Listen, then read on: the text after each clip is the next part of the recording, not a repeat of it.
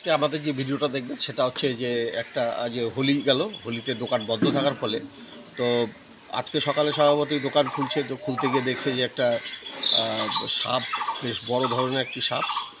এটা কী সাপ বুঝতে পারছিল না প্রথমে, অন্ধকার ঘরের দোকান লাইট জ্বালিয়ে পরে দেখে যে অজগর সাপ একটা শোকেজের মধ্যে জড়িয়েছে।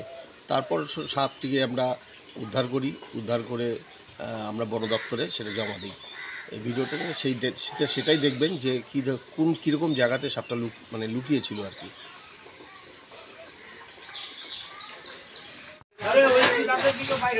ও আমারই ওই পাশে আছে, বিশ্ববিদ্যালয়ের টার্গেটটা ঠিকই ছিল, এটা খুললেই হবে।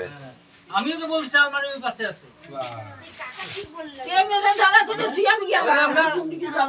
ওগুলোর মধ্যে আছে তো ওটা বিশ্বাস না করে কি করে ঢুকলো ভাই? আরে আলমারি ভিতরে ঢুকে নাই। হয়টা চিল্লা ওরা পার ধরতে বাইরে আছে নাকি এটা? হ্যাঁ বাইরে বাইরে পিছনে এখানে দপ্পা এইভাবে ধরুন, চালু আছে এইভাবে ধরুন। দেখো পেটটা কি করলা, নোংরা দিয়ে ভর্তি। আচ্ছা আচ্ছা, যেতে গেছো তো এদিকে আসো না। হ্যাঁ হ্যাঁ অজগর, হ্যাঁ এইটার পেরি স্কুল লাগবে। অজগর ওই উপরে বাক্সের মধ্যে ওই বেশি তো ওই উপরে লাগে আছে। পিছনে পিছনে উপরে স্ক্রুটা খুলে দেন দাদা, চাপ দেন।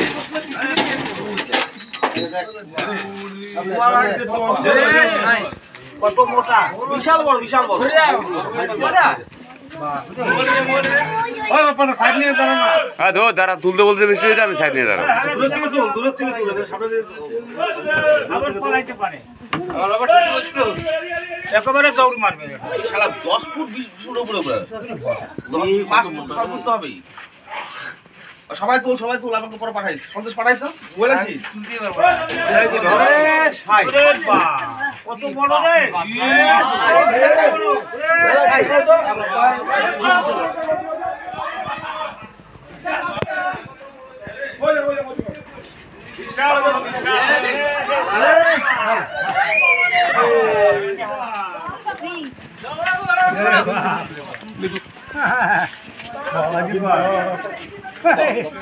বিষ নাই না